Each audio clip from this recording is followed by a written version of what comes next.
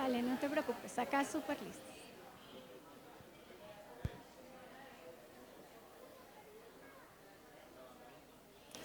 Hola a todos nuestros amigos del Ministerio de Educación. Un día más en nuestros podcasts, aquí en la carpa de la Feria del Libro, las cuchas tenían la razón, la educación que nos hace libres.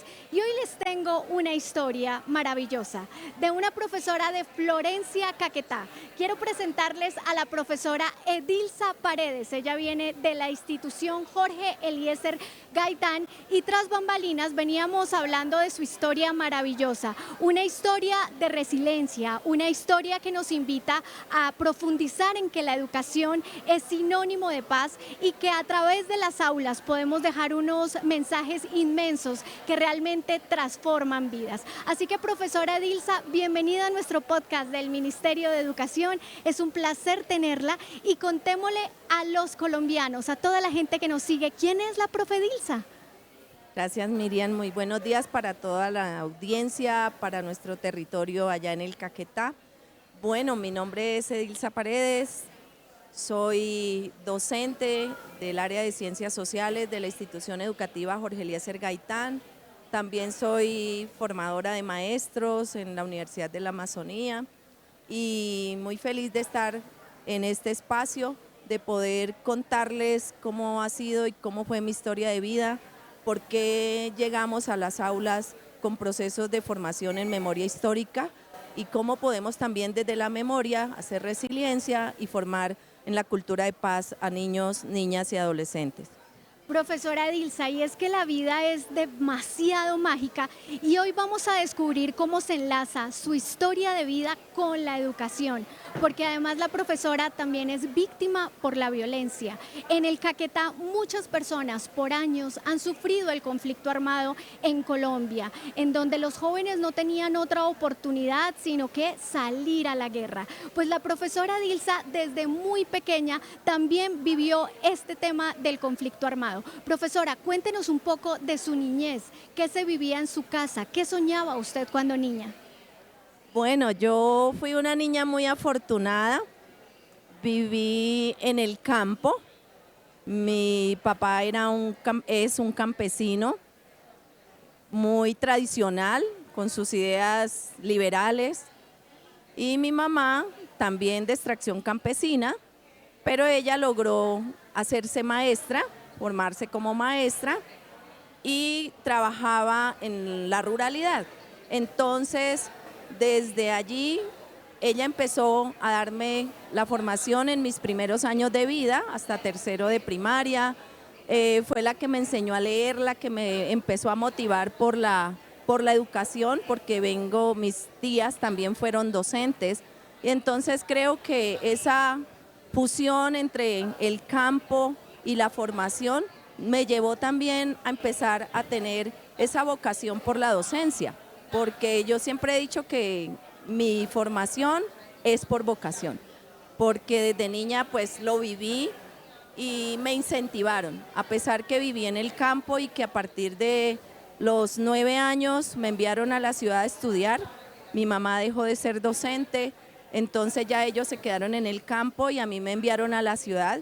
No fue nada fácil para una niña campesina llegar a la ciudad a estudiar, a enfrentarse a otra realidad. Y me pongo en el lugar de los niños que llegan a mi institución cuando llegan de la ruralidad, de pronto con vacíos en aspectos académicos, pero con otras habilidades y cualidades que no se desarrollan tan fácilmente en la ciudad. Entonces yo creo que ha sido como ese camino inicialmente, vivir en el campo, y hoy también siempre lo digo, yo me crié en el campo, soy del campo, y esas raíces pues uno no las puede perder. Yo creo que el hecho de poder tener la formación profesional nos hace cada vez más creer más que somos de un origen, de unas raíces. Y lógicamente desde la infancia pues los actores armados en el territorio no faltaban, ¿sí? Entonces había que si llegaban pues había que darles la comida, que atenderlos, pero fui una niña siempre muy nerviosa, o sea, nunca compartí las armas, O sea, siempre le tenía mucho temor a eso, muchísimo temor. Me daba miedo quedarme sola. Entonces, y ya después de que salí a la ciudad, pues uno se vuelve todavía más miedoso cuando ve y cuando escucha las situaciones de la ruralidad. Después de haber salido a Florencia, que fue donde me formé, pues llegué a la normal superior, a la normal nacional en esa época, y allí salí como maestra bachiller. Entonces, esa formación, ese periodo de formación fue la mejor porque es ahí donde uno decide si quiere ser o no quiere ser maestro. Y entonces, pues con esa vocación, siempre fui muy buena deportista también, y entonces quería estudiar educación física. Pero como en Florencia no había y mi papá dijo, no, yo no la voy a mandar a ninguna parte, estudie lo que hay allí. Y entonces estudié la licenciatura en Ciencias Sociales. Y a partir de ese momento, pues logré formarme, y desde que salí del colegio empecé a trabajar también como docente en las instituciones privadas de la ciudad para poderme también costear mi estudio, porque pues del campo no era mucho la posibilidad económica que tenía. Pero más adelante fue cuando empezó quedaron las marcas del conflicto. Más adelante, cuando ya empecé a ser docente, el primer día de docente que lo empecé a ejercer en San Vicente del Caguán, ya nombrada en propiedad, ese primer día fue el día que quise regresarme a mi casa porque fue la toma guerrillera a San Vicente del Caguán. Y pues imagínese uno recién llegado, me habían invitado de una vez, yo juego baloncesto y entonces me invitaron a un partido, acabábamos de llegar del partido y, ay, Dios mío, cuando esa situación, yo ahí decía no sé qué hacer, no sé qué hacer, y empezaba uno a decidir y a tomar las decisiones en esos dilemas morales que a veces uno tiene entre lo que quiere hacer y las necesidades, los miedos y todo esto que nos llama a nosotros muchas veces a proteger nuestra vida.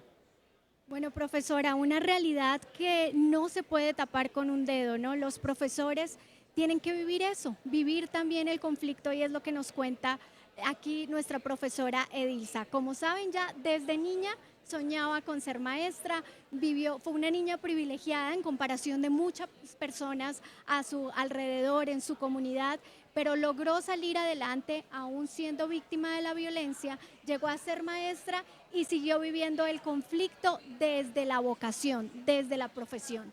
Pero ahí la profesora Edilza, ya con su experiencia, quiso aprovechar, ¿verdad?, un poco para llevar esa experiencia que ella tenía a sus estudiantes, y a través de los centros de interés que maneja ahora el gobierno nacional, están haciendo un ejercicio bellísimo. Profesora, cuéntele a los colombianos en qué consisten los centros de interés de historia, qué es lo que busca y cómo enlaza esa parte de su vida, su experiencia, haber sufrido el conflicto, haber estado en momentos cruciales en San Vicente del Caguán, y usar todo eso a favor de la enseñanza.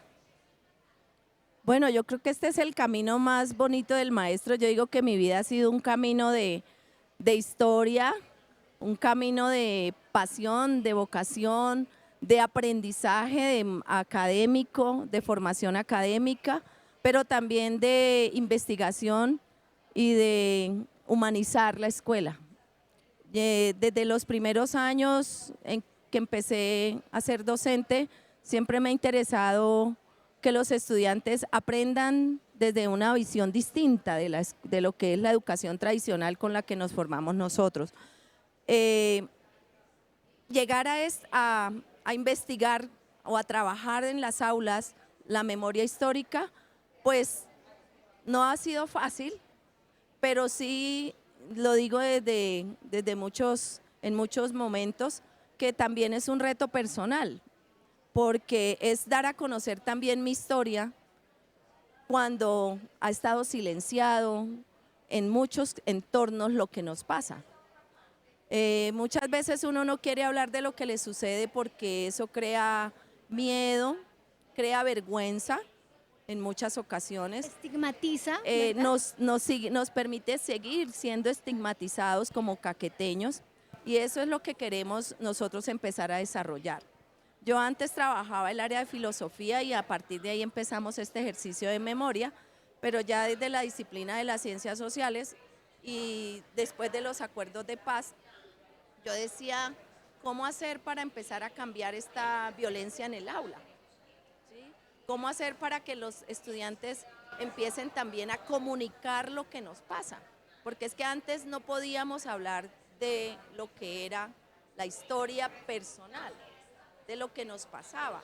Había que hablar de la historia de lo que estaba en el currículo establecido y nada más. de la historia general de Colombia, no más. La historia que estaba Como establecida. si no fuéramos parte de ella, ¿no? Exacto. Entonces no había una historia que nos interlocutara. Y entonces cuando salió la ley 1874 en 2017, yo la tomé como para mí. Y dije, aquí hay un objetivo que nos habla de la enseñanza de la historia desde la memoria, la vamos a aplicar. Y entonces empezamos a hacer una unión, una juntanza, lo empezamos a llamar nosotros con varios maestros del territorio y con profesores de la universidad y empezamos a crear una red para estudiar y para decir cómo lo vamos a enseñar, cómo enseñar la memoria, porque no había... Hasta el momento no teníamos un referente de cómo hacerlo. Entonces, todo empezó a ser más de creación de lo que nos iba surgiendo. Recuerdo que la primera estrategia que utilizamos fue la construcción de cartas. La creación de cartas es un dispositivo hermoso para empezar a hablar de nosotros y de otros. ¿Sí? Entonces las cartas traen lo que nosotros nunca hemos podido contar. Entonces para los muchachos esto fue importante, empezar a contar esas historias a partir de cartas. Esa estrategia, esa herramienta la llamamos lenguaje epistolar en esa época y todavía lo utilizamos. ¿Sí? Ese es uno de nuestros dispositivos de trabajo. Y hoy creamos cartas para cuando hacemos... los encuentros de reconciliación en los centros poblados, porque tenemos la posibilidad muchas veces, algunas veces, de llevar a nuestros estudiantes a los lugares donde están nuestros los firmantes, y con ellos hacemos nuestro círculo de reconciliación para la no repetición, buscando que eso que nos atormenta, que esos dolores tienen que quedar guardados y que no significa que no hagamos memoria y que no lo recordemos, porque esa es la historia, pero que ya no nos duela tanto como nos dolía en el pasado recordarlos. Entonces para nosotros esos espacios son fundamentales porque los chicos van con una mirada distinta, con el estigma del otro, pero cuando salen se van de aquí para allá unas cartas maravillosas. Profesora Edilza, hermoso lo que nos cuenta además porque esto nos traduce en un lenguaje muy sencillo lo que son los centros de interés de historia, de poder con experiencias propias, vivas de los estudiantes, de los maestros, poder aprender mucho de cada uno de ellos, ¿no? Cada personaje forma la historia y hacen parte de la historia de Colombia. Así de simples son los centros de historia.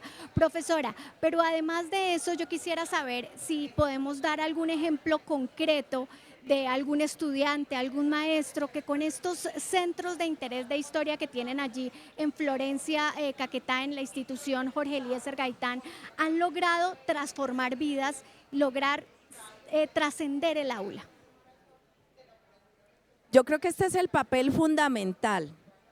El centro de interés ha ido cambiando de nombres, ¿no? Iniciamos reconstruyendo las huellas del conflicto armado en el departamento. Hoy ya como centro de interés se llama Memorias de Esperanza, una apuesta por la paz, porque no nos podemos quedar, ya hemos ido entendiendo y comprendiendo que no nos podemos quedar en el dolor, sino que tenemos que empezar a formar en estos chicos un proyecto de vida que los saque de esa naturalidad de las violencias. Entonces, por eso uno de nuestros espacios es desnaturalizar las violencias. Y trayendo un caso específico, pues hay varios casos, pero comentarles que uno de los casos que más me ha impactado en este ejercicio fue el caso de una estudiante que en grado 10º, cuando iniciamos la creación del semillero de investigación, ella poco compartía con los estudiantes, era una niña afrodescendiente y no se reconocía como afro, ella no se quería, ella nos decía que ella hasta límpido se había echado en su piel, que odiaba su color, que odiaba a su papá, porque quizá también cuando era niña, de pronto quiso también abusar de ella. Su papá ya había fallecido y a ella no le gustaba que los compañeros la miraran, no le gustaba que le tomaran fotografías, ella se hacía cutting y médicamente estaba diagnosticada como una niña bipolar. Entonces ella podía estar bien en un momento y al rato estaba en el baño cortándose o estaba llorando o estaba insultando a los otros. Entonces era una situación compleja en el aula con ella, pues además de las otras formas de violencias que se generaban, ¿no? Con palabras, esas violencias disruptivas que muchas veces no se ven, pero que están ahí en el aula. Y con ella se hizo un trabajo muy hermoso en su época, en ese momento. Logramos utilizar la estrategia del lenguaje epistolar para elaborar una carta a esa persona a la que nunca le haya podido decir lo que tenía que decirle, pero que cara a cara no le podía decir. Y ella precisamente le hizo la carta a su papá, que ya estaba en el cielo, ella decía que estaba en el infierno, y al hacer la lectura de cartas, ella leyó su carta, pero no la leyó de espaldas, y a partir de ese momento empezó a cambiar y a transformar su vida. Ese círculo de palabra para nosotros fue espectacular, con ella lloramos, a ella la abrazamos, ahí empieza uno también a desarrollar como profesor todos esos auxilios psicológicos de los que vamos aprendiendo, porque eso no nos lo enseñan, nos toca ir aprendiendo en la vida práctica. Y a partir de ese momento ella empezó a ser otra niña, a quererse, a valorarse, que le empezamos a decir: usted es muy valiente, usted puede seguir adelante, usted puede reconstruir, porque su posibilidad era el suicidio, ya había intentado suicidarse varias veces, entonces no había opciones para ella, pero logramos, yo creo que con este espacio y seguir trabajando con ella al punto que después fue la reina o la embajadora cultural del grupo y representó al salón, no ganó, pero nos representó, empezó a creer que era una líder. Y de eso se tratan estos espacios, de empezar a formar esos liderazgos cuando la desesperanza, siempre lo he dicho, cuando la desesperanza en los jóvenes es tan mínima, la voz de un maestro, la palabra de un maestro, el abrazo del maestro puede sacarlo de esa desesperanza en la que se encuentra. Entonces, después fuimos a la radio a contar nuestra experiencia, su experiencia de vida, y fue un ejemplo para nosotros, para la institución en su momento.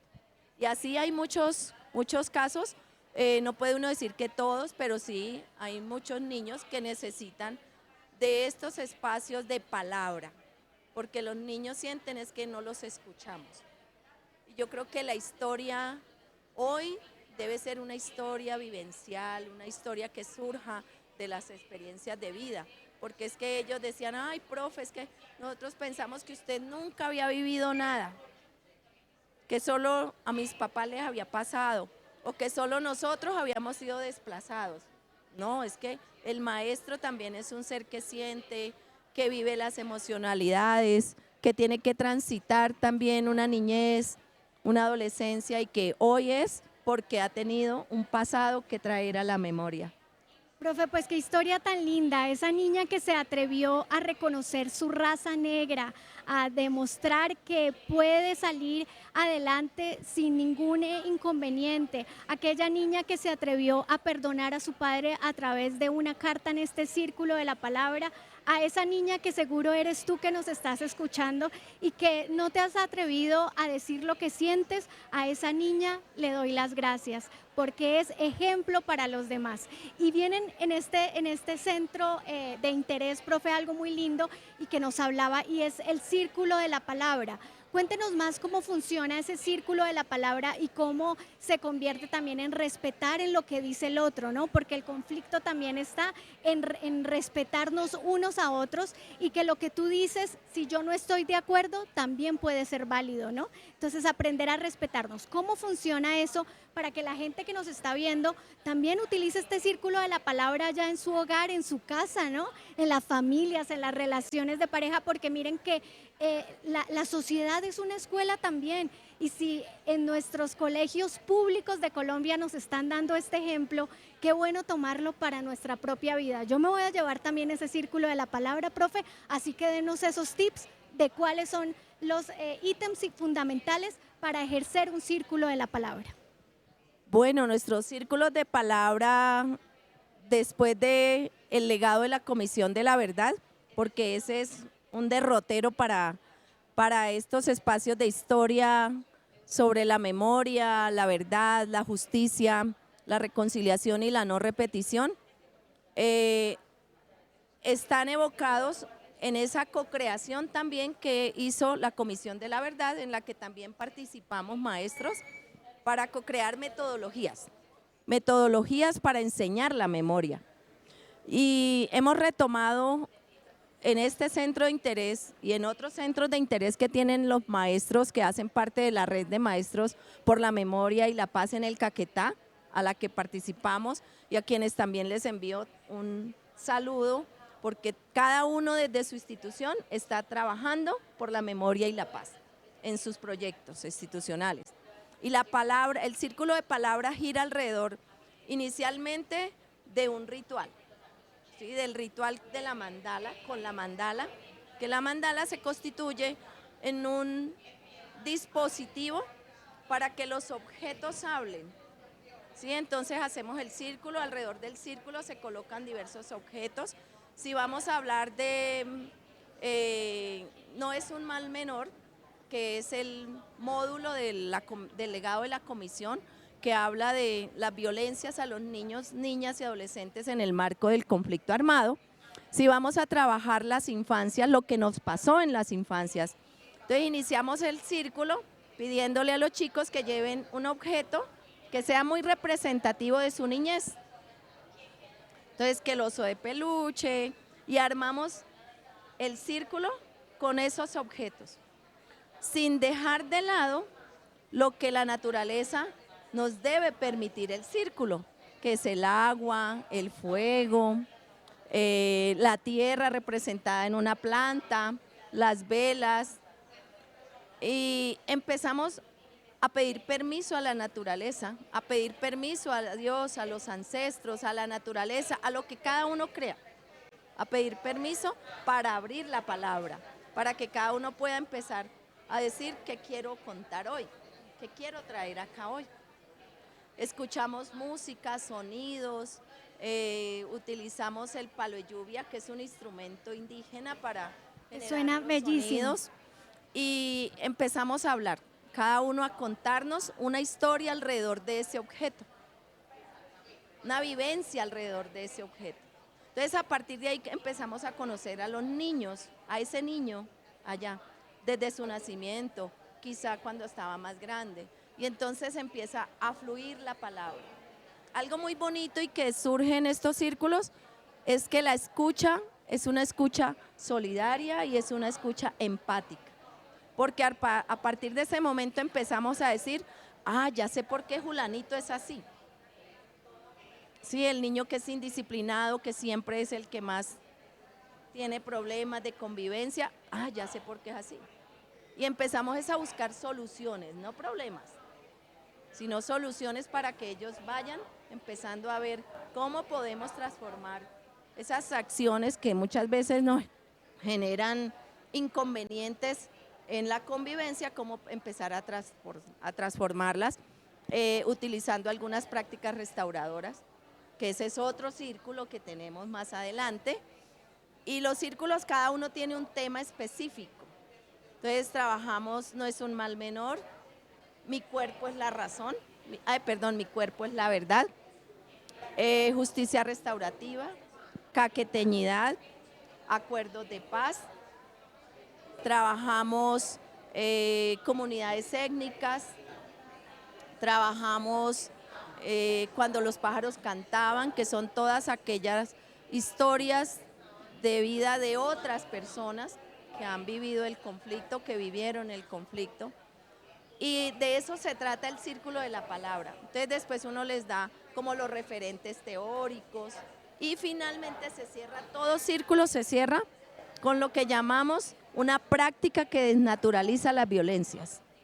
Entonces la práctica puede ser que entre todos vamos a compartir las historias y vamos a crear un mural, vamos a crear un póster, vamos a crear un museo, ¿sí? Entonces un gráfico, un mural, lo que sea. Cuando hacemos justicia restaurativa, muy bonito porque desarrollamos kintsugi, que es una técnica japonesa, pero que para nosotros es restauradora. ¿Como al origami? Es como las piezas que se han fracturado, los objetos fracturados, las unimos y les damos un valor mayor, un significado mayor de resiliencia, de salir adelante. Entonces se hacen cosas que son prácticas donde ellos van a interactuar, empezar a cambiar esa misma metodología que usamos a diario. Profe, ¿qué cambios han visto en los estudiantes desde que llegó el Centro de Interés de Historia, con este círculo de la palabra, con estas bandalas, con estos ejercicios pedagógicos que trascienden el aula? ¿Cuáles han sido los cambios que han visto en los niños hacer esto? Porque seguro si hace unos 60 años yo le contaba a mi abuelito Simón de pronto, abuelito, en el colegio nos van a hacer esto, seguramente para ellos iba a ser complejo, pero es que ahora enseñar realmente ha cambiado la dinámica de una manera extraordinaria, pero para bien. Cuéntenos esos cambios, ¿cuáles han sido? Bueno, trae algo importante y es que cada que vamos a iniciar la formación con un semillero, es importante que los padres de familia sepan qué vamos a hacer. Que tenemos unas prácticas pedagógicas y hay que sacar a los niños, que si el papá quiere ir a acompañarnos, nos puede acompañar, que si vamos a hacer un trabajo pedagógico, que ellos sepan de qué vamos a hablar, ¿sí? Entonces, porque ellos también son parte de esa memoria. O sea, el niño se lleva el material para su casa para hacer la entrevista allá, a sus padres, porque ellos son los que traen la memoria viva de lo que ha sido el conflicto en el territorio. Pero también son los que nos permiten llevar al aula los ejercicios de identidad y de reconocimiento. Entonces, ha sido en los estudiantes que he podido encontrar de manera subjetiva, pero también de manera objetiva, que hay desarrollo un pensamiento crítico frente a lo que nos sucedió para no seguir creando las mismas situaciones a pesar que el conflicto sigue. O sea, trabajamos en una zona donde estamos entre lo que debería ser y lo que es, lo que está sucediendo en el territorio. Entonces, a veces salen esas mismas discusiones. Profe, pero nosotros hablando de cambio, hablando de estos nuevos procesos, que no se repita la historia. Y vea, profe, lo que pasó ayer, lo que pasó en tal parte, lo que pasó esta semana, por ejemplo, lo socializamos ayer, lo que sucedió la semana pasada, el fin de semana en el Cauca. ¿Sí? Entonces, esas situaciones nos traen a empezar a crear un pensamiento crítico en nuestros chicos. O sea, que no piensen solamente que lo que nos pasó quedó y ya. Yo creo que otro elemento importante que se puede evidenciar en los jóvenes es empezar a creer que ellos pueden transformar sus oportunidades, crear sus propias oportunidades. En los centros de interés buscamos que los proyectos de vida sean muy aterrizados a la realidad, fortalecerles mucho para que ellos puedan ir hoy a la educación gratuita, a la universidad, que pasen a la universidad, que lleguen a formarse, que lleguen a conseguir un empleo. Entonces, la palabra no solamente puede estar allá para los temas históricos, sino también para la formación del ser. ¿Sí? Empezar a pensar en la empatía, en que sean más resilientes, que hablen en su casa, que comuniquen. El hecho de las habilidades comunicativas, cuando hay que salir a un evento, muchos quieren ir. Eso ellos se regalan para ir. Profe, lléveme. Sí, que vamos a un foro que nos invitaron. ¿Quién va a ir? Todos quisieran. Pero entonces, bueno, Julanito, Sutanito, ya sabe qué vamos a ir, a qué vamos a hacer, que hay que escribir la ponencia, que hay que escribir el artículo. Entonces empiezan ellos también en esos procesos comunicativos y eso es bien importante, ¿sí? Que empiecen a visibilizarse, a ser esos líderes. Y desde el otro centro de interés que acompaña al de historia, que es democracia y convivencia, ese centro de interés también apoya y muchísimo la formación de los líderes.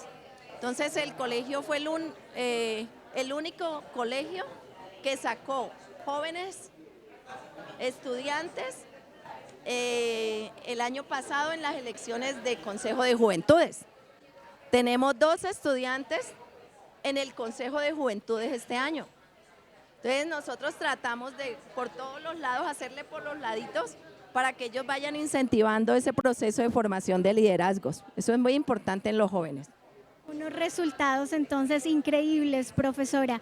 Y además pues hay que reconocer que en regiones como el Caquetá, muchos jóvenes antes se quedaban sin oportunidades y eran reclutados y tenían, no era como que esa es la opción, les toca, era así como les tocaba. En el gobierno del cambio ahora, con las oportunidades que hay de entrar a la universidad de manera gratuita, también con los CIMES, que los jóvenes terminen su educación básica completa, también estas oportunidades de los centros de interés que no solamente hay en historia, sino en ciencias, y que además se viene generando como una integralidad entre la educación inicial y la educación superior. Se está logrando eso que de alguna manera es un gran sueño que tenemos todos los colombianos y es lograr que la educación deje de ser un privilegio para algunos, sino que se convierta en un derecho, que todos los colombianos tengamos acceso a una educación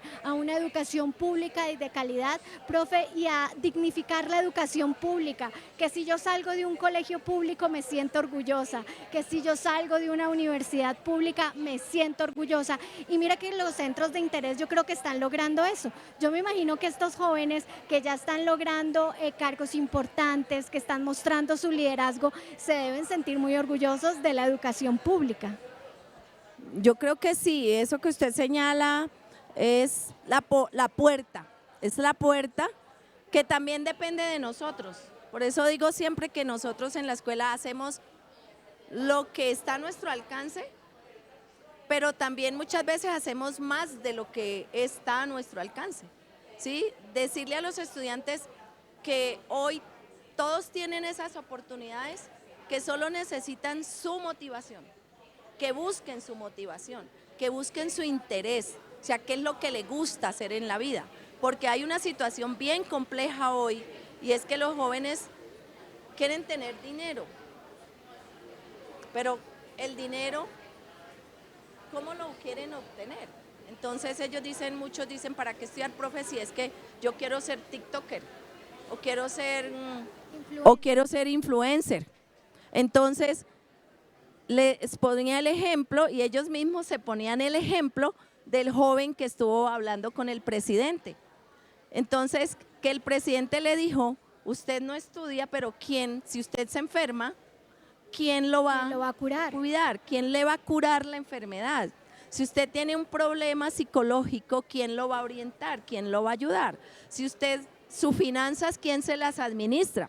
Entonces, la educación es la puerta, nunca dejar de estudiar. Ese es un llamado que desde mi experiencia le hago a los jóvenes que entren a las universidades a esos semilleros de investigación. En el colegio, desde el semillero, yo trato que los estudiantes tengan unos mínimos de habilidades investigativas, mínimos, porque uno allá no le queda tiempo de trabajar en torno a la investigación, pero sí que vayan a la indagación, que sepan cómo hacer una entrevista, que luego escriban lo que pasó, cómo sucedieron los hechos, que hagan un análisis más sincrónico de entre los hechos que a mí me sucedieron, qué pasaba en esa época en el país, como que se mueva un poco la historia para que podamos verla desde todos los puntos de vista. Entonces, que no nos quedemos solo pensando en el momento, sino que también piensen en que la educación es esa puerta para seguir proyectando sus vidas. Profe, y usted me hace también sentir muy orgullosa de nuestros maestros de los colegios públicos, porque profes como la profesora Marixa está trayendo a esos niños realmente a lo que queremos como colombianos. Mira, y allá hasta nuestros compañeros de cámara dicen que sí, realmente uno siente realmente cuando alguien lo hace de vocación. Bueno, profe, y además también quiero contar algo, y es que la institución Jorge Eliezer Gaitán de Florencia, Caquetá, es una institución que nació precisamente de esas huelgas campesinas, o sea, la vocación, el inicio de la institución también tiene un origen muy bonito, que aunque está enmarcado en el conflicto, aprovecharon o le sacaron provecho a algo negativo para transformarlo en algo positivo. Quisiera conocer un poco sobre la historia de la institución. Bueno, nuestra institución tiene ya 45 años, vamos a cumplir, y hace homenaje a Jorge Eliezer Gaitán, pero estando en los centros de interés, nos hemos dado cuenta y nos dimos cuenta que nuestros estudiantes, que la comunidad educativa no sabía quién era Jorge Eliezer Gaitán. Entonces, también ha sido cómo amarrar lo que hacemos en el aula solamente con lo que se vive en la institución. Entonces, acogemos el Día de la Memoria y Solidaridad con las Víctimas, los 9 de abril, es un homenaje a Jorge Eliezer Gaitán y se lo hacemos en toda la institución, desde grado 0 hasta 11. Entonces los profesores, a partir de una orientación, de una guía orientadora que desarrollamos, todos llevamos al aula a ese líder, y porque representa las luchas del campesinado, las luchas sociales, bueno, se hace como todo ese proceso ese día, además del homenaje a las víctimas. Sin embargo, el colegio no nació, o hace parte de la comuna nororiental de Florencia, que es la comuna que alberga quizá la mayor parte de la población de la ciudad. Allá aproximadamente somos cerca de 200.000 habitantes en este momento, pero la comuna nororiental es la que cohabita lo que es la invasión Las Malvinas, que fue creada en los años 80 y es una de las invasiones más grandes de América Latina, producto del desplazamiento de las familias después de las marchas campesinas que sucedieron en Colombia. El colegio no funcionaba en ese lugar, pero con el tiempo fue trasladado a esa comuna y allí recepcionamos la mayor parte de nuestros estudiantes. Las familias que tiene la institución en este momento, muchas son desplazadas, porque Florencia fue la ciudad que logró acoger a la mayor parte de desplazados del territorio, pero también son familias que han sido muy resistentes, muy persistentes y resilientes en el proceso cultural, en su proceso social, en su proceso económico. Entonces, las historias que traemos no son historias inventadas, son historias personales, son historias reales, en las que muchos se ven identificados con lo que encontró la Comisión de la Verdad, y otros dicen, no, profe, esa historia que usted nos mostró de la comisión no tiene nada que ver con lo que a mí me pasó. Pero de eso se trata, es decir, todavía decimos nosotros, hay mucho por hablar, hay mucho por traer. Pero sí, el colegio, la institución, más o menos recoge estudiantes de estrato 1, estrato 2, estrato 3. En los últimos 10 años ha venido teniendo un mejoramiento continuo. En estos momentos somos categoría A en el ICFES, que eso pues muestra que hemos ido mejorando, y yo creo que el hecho de desarrollar habilidades comunicativas sirve también para que la prueba saber no se vea como el fin último, sino la formación y las necesidades también de los estudiantes, las necesidades que tienen las familias de que sus hijos tengan otros proyectos de vida y que los acerquen también a mejores posibilidades. La población son cerca de 2.000 estudiantes de 0 a grado 11.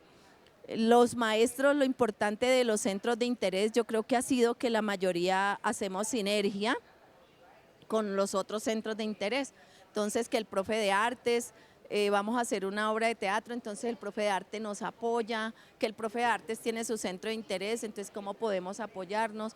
Y hay momentos, hay eventos que los hacemos colectivos, ¿sí? Entonces, por ejemplo, somos pioneros en el territorio en haber llevado la estrategia de la escuela la educación abraza la paz, inicialmente la escuela abraza la verdad y ahora la educación abraza la paz, y eso moviliza a toda la institución. Ese espacio moviliza a toda la institución, es un espacio que no solamente nos hace ver que todos tenemos una historia que contar, sino también que todos podemos trabajar en equipo. Sí, el equipo es muy importante en las instituciones educativas para que los centros de interés crezcan, se proyecten y den a conocer a la comunidad lo que requiere la comunidad. Y además, profe, dice algo muy lindo, y es que todos tenemos algo que contar, y pensaba que hace un momento nos enfocamos en el caso de una estudiante que logró reconocerse con orgullo como raza negra y salir adelante. También quisiera conocer un poco sobre algún caso de algún profesor, porque los profes también con estos centros de interés y estos círculos de la palabra, de alguna manera también hacen una especie de catarsis, profe, porque ustedes también son víctimas del conflicto armado. Usted hace un momento detrás de cámaras me contaba es que hasta a veces uno recordar un poco le mueve fibras, le llega a uno a recordar todo lo que hemos tenido que pasar y nos conmueve. Entonces, cómo estos centros de interés realmente integran a todos los protagonistas del sistema educativo, haciéndolos muy, muy poderosos y muy importantes, profe. Cuénteme también cómo los profesores se han pues empoderado con estos círculos de la palabra. Yo creo que aquí viene un tema bien importante, y es la justicia restaurativa o la justicia restauradora. Nosotros no sabíamos que era eso, pero llega el acuerdo de paz y nos muestra que la justicia transicional tiene un componente importante, y es eso, esa justicia restauradora. Es a partir de allí que empezamos también a trabajar con los profes, ¿sí? Porque decimos, si no empezamos a cambiar nuestro discurso, pues ¿cómo vamos a querer que sean ellos los que cambien el discurso? Entonces, ¿cómo humanizar también nuestro proceso de enseñanza a partir de lo que nos pasó a nosotros? Y entonces es empezar a escribir nuestros relatos, que no es fácil, porque en el centro de interés y en los procesos de indagación trabajamos una categoría que se llama memoria encriptada, que es desarrollada por la doctora Dusan en su proceso doctoral, y ella nos dice que todo aquello que nos ha causado dolor se guarda como en una cripta, o sea, y no queremos volverlo a tocar, que es preferible dejarlo allá que volver a sentir y que darlo a conocer, que nadie tiene por qué enterarse de lo que a mí me pasó. Y entonces es ahí cuando empezamos a enfermarnos muchas veces, ¿no? Que nos duelen las piernas, que nos duele el hígado, que nos duele la cabeza, tenemos los dolores que vienen encriptados. Estos espacios que en alguna ocasión lo hemos podido hacer con los maestros, muy pocos, porque los tiempos son mínimos, hemos podido conocer muchas historias de los maestros, de lo que ellos han vivido muchas veces siendo maestros y otras veces siendo niños, o sea, en su infancia, en su época de adolescentes. Yo creo que a partir de ahí, si todos empezamos como maestros a vernos en lo humano, a vernos, primero nosotros, en lo humano, podemos humanizar la escuela. Y de eso se trata esta experiencia, no se trata de algo desconocido, no, es empezar a reconocernos en los otros, con nosotros mismos, pero en los otros. Entonces eso ha sido Humanizar muy la educación, profesor. humanizar. Bueno, profe, y además usted nos trae un libro que quisiera que lo mostráramos, que también ha sido dentro de ese ejercicio del centro de interés. Cuéntenos de qué se trata. Yo voy a aprovechar aquí para mostrarlo a la cámara mientras usted... Bueno, nosotros tenemos varios documentos, hemos elaborado unas cartillas didácticas de historias de estudiantes, historias de familias, para que los profes los puedan aplicar, los puedan utilizar en sus contextos. Este es un álbum itinerante de memorias fotográficas que los chicos han recuperado producto de la lectura de algunos materiales del legado de la comisión. Entonces, lo que hay son fotografías que ellos han recopilado, los ponen a que otros los observen y sean ellos, o sea, sea el otro el que lea la historia, el que lea la fotografía que hay en ese libro itinerante. ¿Y por qué es itinerante? Porque se puede llevar a cualquier lugar, ¿sí? Entonces, al final hay un espacio para que los que observan el libro, pues les dejen una frase, hagan un comentario. Son fotografías que ya existen, pero hay otros documentos de fotografías que son tomadas por ellos, entonces de sus propios relatos, los dibujan, los escriben, y solo traje ese como para traer aquí a colación que las memorias están en todas partes. Profe, además con unas fotografías bastante impactantes, por ejemplo esta que estamos mostrando, profe, esa es la realidad, ¿no? La realidad en todo el país. ¿Sí? Cuando tenemos que despedir a nuestros seres queridos por el conflicto armado, en donde todos pelean con todos, ¿no? Había en ese caso una estudiante que vio cómo le asesinaron a su padre, verlo ahí al frente. Es una niña que traía muchos conflictos personales, pero también un resentimiento hacia todos los demás, hacia cualquier persona que le dijera algo, era la agresividad. Y hoy es una líder, está terminando grado 11, pero cuando estuvo en el semillero es una niña que hoy dice gracias porque sin estos procesos no hubiera podido sanar mi corazón, ¿sí? Sanarme a mí misma. Y entonces ella hoy va y cuenta su historia con una naturalidad, ya no, el dolor ya lo lleva para ella, pero ya no lo lleva para los demás. Entonces eso yo creo que es lo importante que hacen estos espacios. Y es importante hacerlo desde los niños, o sea, desde los pequeños, ¿sí? Porque son ellos los que tienen que sanar. O sea, cuando uno llega adulto y no ha logrado sanarse a sí mismo, es más difícil poder que el padre de familia, por ejemplo, deje ir al niño a un centro poblado de firmantes, porque dice, no, ellos me hicieron daño, entonces yo tengo mucho, no, prefiero que mi hija no vaya. ¿Sí? ¿Por qué? Porque nosotros los adultos, para nosotros el perdón es más difícil. ¿Sí? Perdonarnos a nosotros mismos y perdonar al otro es más difícil. ¿Sí? Reconciliarme con el otro es más difícil. Pero en los niños, en los jóvenes no. Profe, y estoy viendo una fotografía súper impactante, no sé si nuestro compañero de cámara me ayuda para tomarla muy en detalle, no sé si... ¿Sabes de Abad Colorado?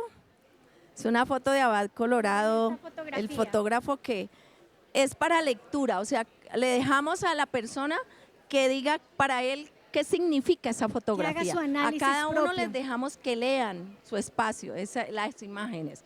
Sí, ellos saben qué significan, pero no el otro, o sea, ya les dejamos la libertad, la apertura. Por eso al final hay una hojita, no sé si por allí la alcanza a visibilizar, donde está lo que algunos escriben. Ahí la encuentran. Y en la parte de atrás hay un código donde está más en detalle lo que son los relatos que cuentan esas historias.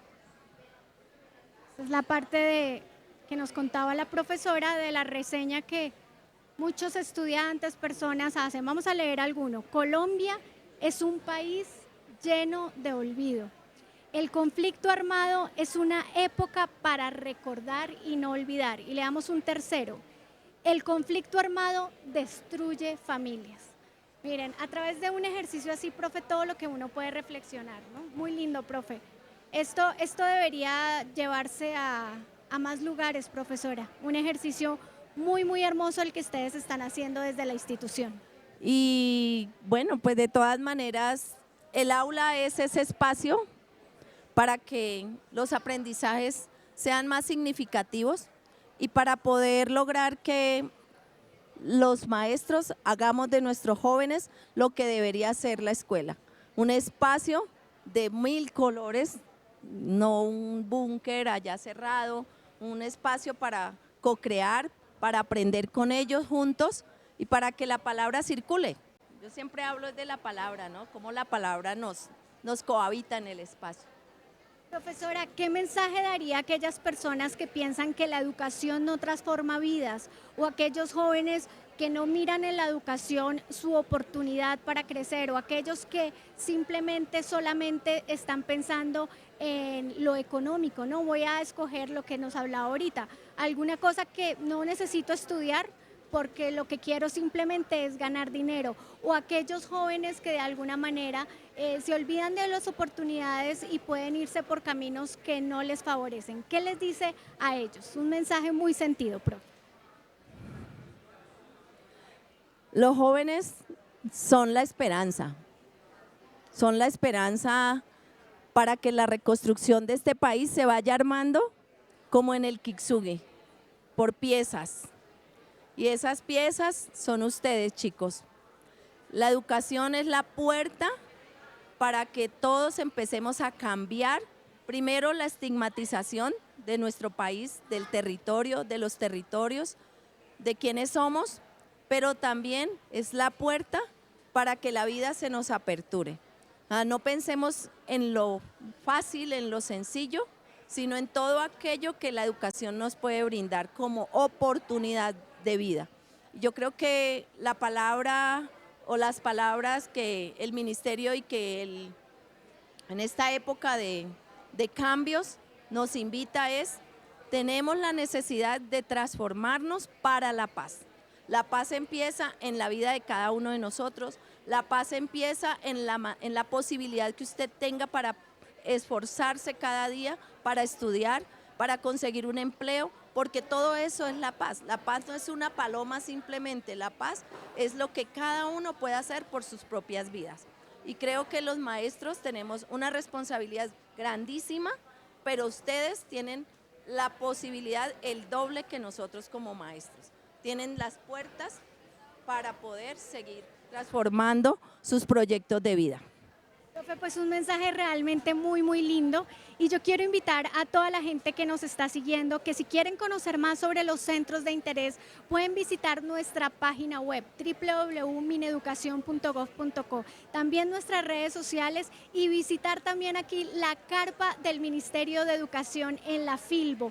¿Por qué? Porque estamos con un tema muy impactante. Las cuchas tenían la razón. Aquí estamos hablando un tema del conflicto en Florencia, Caquetá, y cómo a través de la educación se transforma vidas y se logra llevar a estos jóvenes hacia la reconciliación, el perdón y la paz. Y aquí en la carpa se está conociendo la historia del Museo de la Comuna 13, de una institución educativa pública en Medellín, que nos muestra cómo a través de la memoria también podemos reconciliarnos. Y yo, profe, realmente quiero despedirme con este podcast dándole un abrazo, porque estos son nuestros profesores de Colombia, los que nos hacen sentirnos súper orgullosos y que realmente transforman vidas. Profe, gracias. Y yo creo que algo Gracias importante por todos esos decirles estudiantes. antes de irnos, háganle caso a las cuchas. Háganle caso a las escuchas, profe. Gracias.